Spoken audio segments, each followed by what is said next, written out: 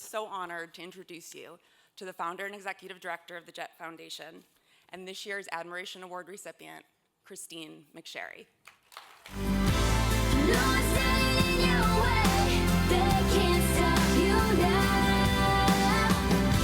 Spread your wings and fly above the clouds. 'Cause you are courageous, courageous, courageous. Whoa, courageous, courageous. And so then she leaves me, alone with all of you. But I won't be afraid. It's really hard to come on stage after Sasha, the beautiful 20-something-year-old who knows all about social media and knows all about climbing mountains. But here today, I want to talk to you about my own mountain that I climbed, and I'm still climbing. And many of you are sharing the journey with me. Thank you, Christy Cashman and Mary Tiochios, for nominating me today. Thank you, Kathy and Mary, for having me here. Thank you, Kate, for introducing yourself last night and allowing me to introduce some of my story to you, and inspiring me today not to be afraid to talk to all 1,100 of you in the room. I am a mother of 5, so I am used to telling people what to do, so I'll be okay, I promise. I brought several speeches with me, 5 to be exact. I probably won't use any of them, because I am, as Christy knows, I have no filter. So it started a long time ago. Back in the late 80s, early 90s, I was a nurse at New England Medical Center, one of my best institutions, or what I think is the best institution in Boston for medicine. And I took care of AIDS patients, HIV-positive patients. And I thought I was doing the right thing. I was coordinating their care, creating multidisciplinary care approaches, things like that. I think back when I was a nurse, I was kind of doing it to prevent any karma from coming into my life. I would take care of people who were sick so that I wouldn't get sick. I would take care of people who were dying so nobody in my life would die. It's kind of a, Monday morning quarterback. I look back and wonder why I did it to begin with.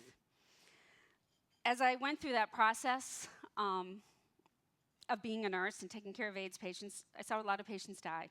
Again, I was trying to protect myself. I then became a young bride, got married at 23 to my high school sweetheart, my husband Steve. And within 5 years, we started our family. We then had 5 children in 5 years. And yes, it can be done.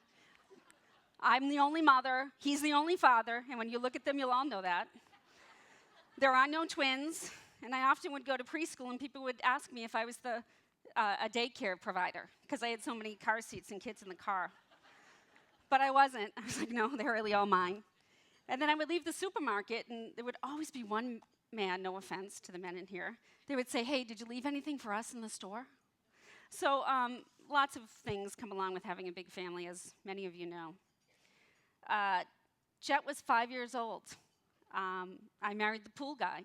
He has a swimming pool company in our town, which is fairly successful. And I was the nurse. And as the nurse, I thought I knew it all, because after all, I took care of AIDS patients who were dying. I was part of the first heart transplant at New England Medical Center.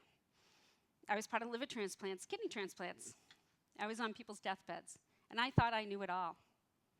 So I took Jet to his 5-year physical, and of course I was late, because I was late for everything. I was late for church, late for school, late for doctor's appointments.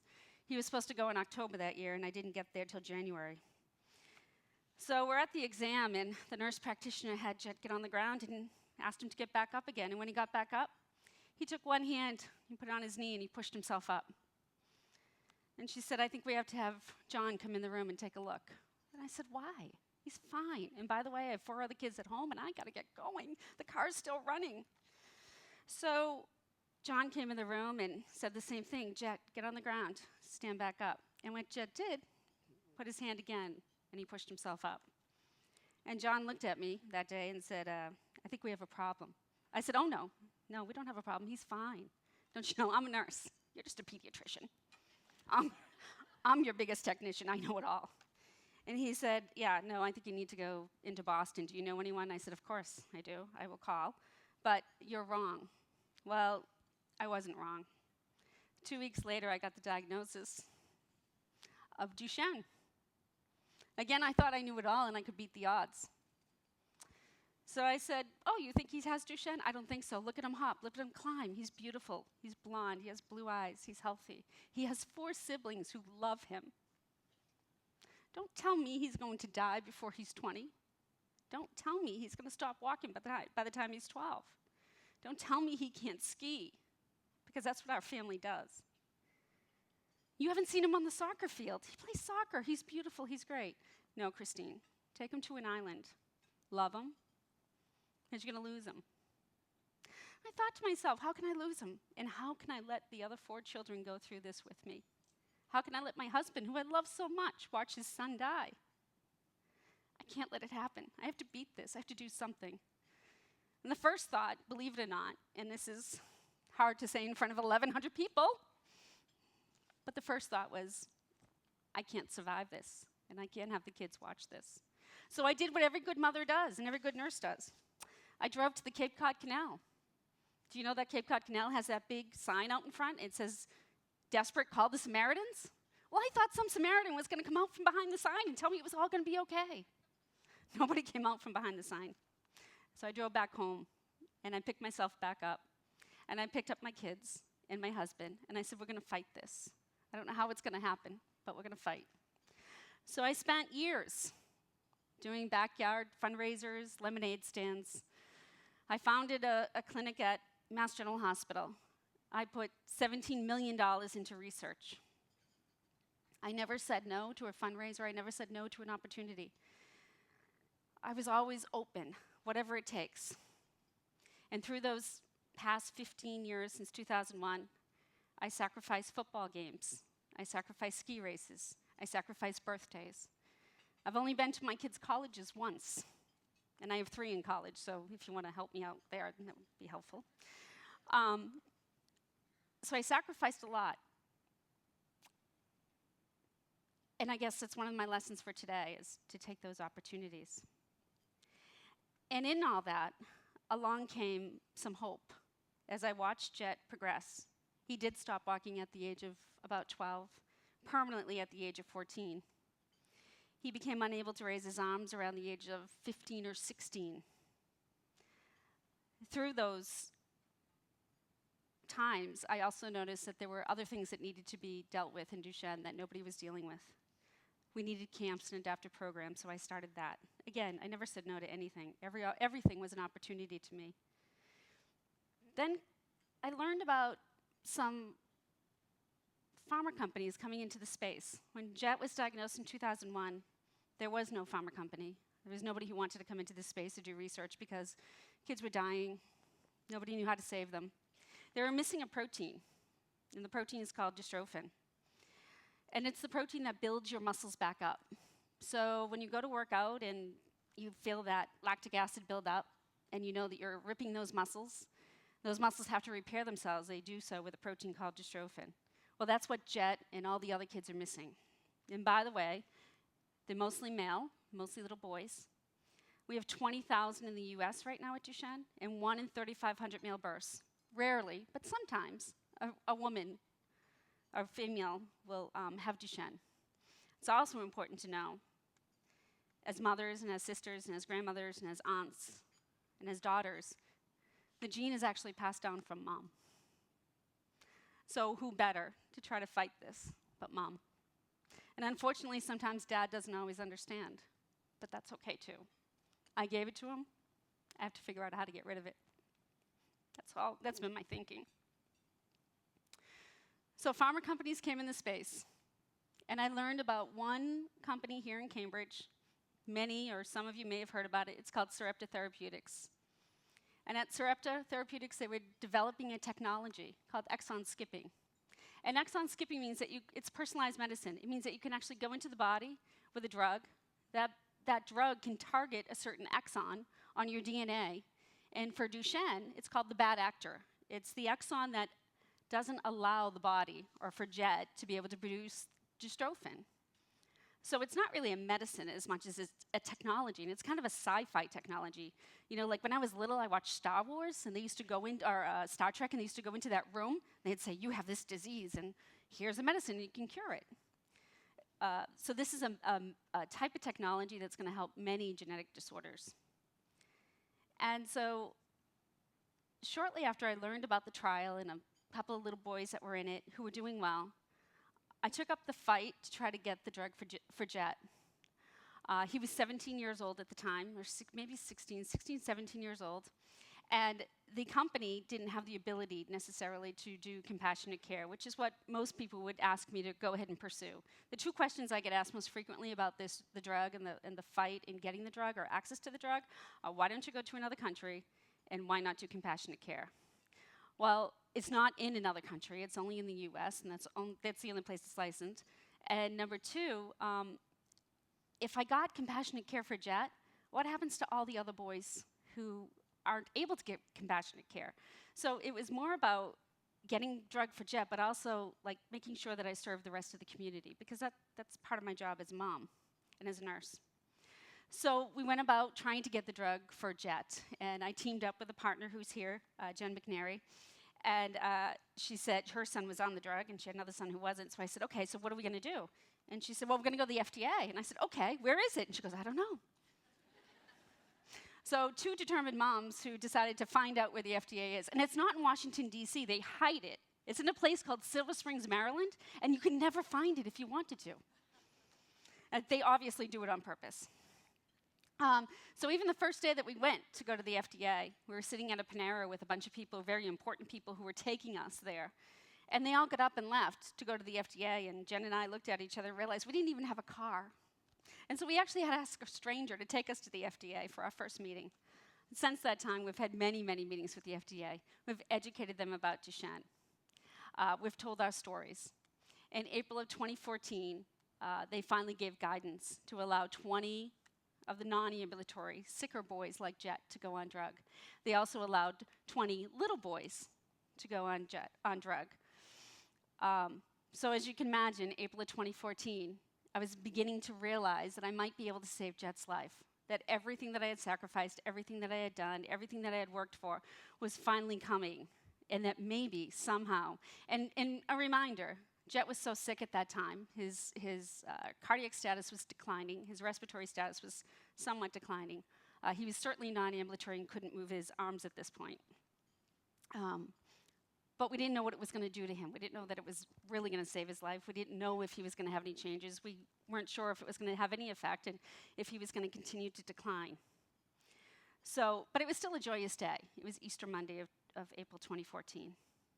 Shortly thereafter, we realized we had to work with some of the institutions in Boston, the hospitals, to get an IRB, to get the legal, all the legal work done, get the nurses trained, get the medication over there, all those types of things. And that actually took a long time, but not without perseverance and tenacity. So I made many calls to the hospital, as you can well imagine. I found out that there was an attorney who was on vacation in the vineyard for 2 weeks from the hospital who wasn't signing off on the paperwork. Well, his ass got back to the hospital very quickly. We tracked down the postal worker who actually delivered the materials to the hospital to make sure that he was delivering them on time to the right office. We made many phone calls to the sponsor, to the company, to ensure that they were doing everything they could to speed along the process so that Jet could get, and other boys could get access to the drug here in Boston. And so finally the day came, right? So you can imagine, your son's going to die, like with that voice of God, if he could come back on again. Your son's going to die before he's 20. He's 18 years old. I'm holding on really tight. I've spent the last 2 years away from my dying son to try to save his life. I'm trying to get my head around that, and I just couldn't. Well, we're finally there. The IRB is done. The papers are signed. The contracts are done. The attorney that was at that hospital then decided to leave, no doubt. And it's October. And I'm like, okay, we're almost there. Jet, just hang on. Other kids, hang on. And the doctor called and said, okay, you can come in for a screening next week. It's the end of October now. Jet turned 18 October 12th, 2014. I'm like, okay, he's 18. I know I've got 24 months. We might be able to pull this off. Not sure. Fingers crossed. Take him to his first appointment. It's a screening. So when you go for a clinical trial, you have to be screened in. So they screen Jet. I can't be in the room. Of course I can't be in the room because you know I would skew all the numbers, right? I'd be like, oh, he can breathe deeper. Do this, Jet. He can raise his hands, and I'd actually probably be behind him, like raising his hands. You do whatever you have to do as a mom to try to save a child's life. So he did his screening. I'm like, piece of cake, no problem. This kid's fine. I go off, continue to do my work. Part of my work is going to other meetings. I'm at a meeting 5 days later. The doctor calls me and says, Christine, I don't know what to tell you, but he didn't make it in. I said, what? He didn't make it in. I'm like, what do you mean he didn't make it in? Well, his respiratory status it isn't great. He's below the number that we really need him to be in to get into the trial. 15 years of work, I feel like, is just falling apart in front of my eyes. I don't know what to do. Go home that night, after I cried, go home that night, and Jet looks at me and goes, Mom, what's the matter? Good news and bad news, Jet. What? Bad news is, the drug I've been working for years to get access to? Yeah, Mom. You didn't get in. Oh. But here's the good news. You can go back next week for a screening. We're going to do some respiratory exercises at home. You're going to make it. Don't worry. We're going to figure this out. And me, I'm like, what can I do? I'm trying to manipulate everything I could. So he goes in his room. He's in a power chair. He's bzzz. You get used to that noise in your head. He goes into his room. He's in there for about an hour. He comes back out. Mom, what, Jet? Mom, do you think it has anything to do where, since I turned 18, Kyle's been taking me down to the hookah bar in Plymouth? I don't know, but do you think that has anything to do with it? Are you freaking kidding me? You gotta be kidding me, right? Your friend has been picking you up and taking you down to Plymouth to a freaking hookah bar? I'm like, tie me down before I go down and kill these people in Plymouth, okay? Of course it does. Get in your room and don't come out. We work for a week, and guess what? He doesn't go back to the hookah bar. I put 4 flats in his tires. The next week, he scores a 42. He's done. He's in. Yes. 9 weeks later, at this point, he's a freshman at Bridgewater State College. 9 weeks later, his roommate, who's a big football player, God love him, he takes care of Jet while he's at Bridgewater 4 days a week for me. 9 weeks later, Mario comes in the door. I said, Mario, how's everything going? Now, don't know this, but just for background, it takes at least 24 weeks before we start seeing that protein in the kids. So we didn't expect anything in at least 6 months for Jet. 9 weeks later, Mario walks in the door. Everything's great. I said, why is everything great? He goes, well, we're sleeping better. I said, who's sleeping better? He said, well, I'm sleeping better because Jet stopped snoring. What? Jet stopped snoring. Now, I know. I have 4 other kids. They're Irish, so forgive me now for what I'm about to say, but all 4 kids would come downstairs and say, Mom, I don't care that he has Duchenne. Put a pillow over his head. We can't sleep. He's driving us crazy, the snoring. The kid actually stopped snoring. So what did that tell me as a nurse and as a mom? This is getting to his respiratory system. This is working. Oh, my God. Something's changing. The following week, my 4th son comes up from downstairs. Mom, don't get mad. Okay, what did you do? If there's something else attached to your car, we're going to have a problem, Jack. No, Mom, no, it's not the car. Okay, what is it, honey? Well, last weekend when Jet was downstairs with his friends. Yeah? Well, he had a couple beers. I said, yeah, I could tell when he came upstairs. Your father's going to kill me. Did you see the bangs on the wall from his power chair? He's going down the hallway like this. I said I didn't know what to say, and lots of things parents don't know what to say. So I just got him into bed. He goes, well, that wasn't the problem, Mom. The problem was he opened his own beer. So I said, what? I'm going to kill you. What do you mean he opened his own beer? He's like, yeah, usually we can govern his beers in the basement, but he's just reached over and started opening them himself. He said, so yeah, he got a good buzz on because we couldn't stop him. Once he had one, he wanted more. I said, okay, I gotcha. Guess what? This drug is working. This drug is working, and it's going to change his life, and it's going to change many other lives. And why should 1,100 of you care that it's going to change Jet's life? Because you're going to be in the same position that I'm in. You may not know it now, or maybe you do. Somebody is affected by a genetic disorder, a genetic disease. And we're in a time of revolutionary medicine, precision, personalized medicine, a time when we can change genetic disorders. But not unless we give it support, and we support our FDA, and we support our congressmen, our senators, and supporting the agency to show flexibility and to helping in letting these drugs get out there. And that's one of the message I want to deliver to you today, because everybody in this room probably knows somebody, and if you don't, you will shortly, on this is going to affect you, and this is going to affect your life. So I want you to care. I know that you do. I've already empowered you. I know that you'll become soldiers of Duchenne and soldiers of Jet in his story every time you open a beer. And don't go to the hookah bar. Don't recommend it. But I do want to empower you. I may not have the same mountain that Sasha climbed, but we all have our mountains, and it's about the journey. It's not about the destination. And my journey is one that I hope that you take with you. And I'm going to put a plug in here because I can, because they gave me the microphone, and I can do whatever I want. I'm queen for the day. Time, treasure, and talent. You all have it. I am surrounded by women who are so impressive and have so much more to offer than I do. So I implore you and I empower you to use your time, treasure, and talent to help the sickest of the sick, the poorest of the poor, whatever it is that you want to do. But you all have it. I know that there's not a lot of time, but you do have treasure and you do have talent. And so please use that and pay it forward. Help us, help anybody. But whatever you do, remember it's about that journey. And I hope I'm with you along the way. Thank you.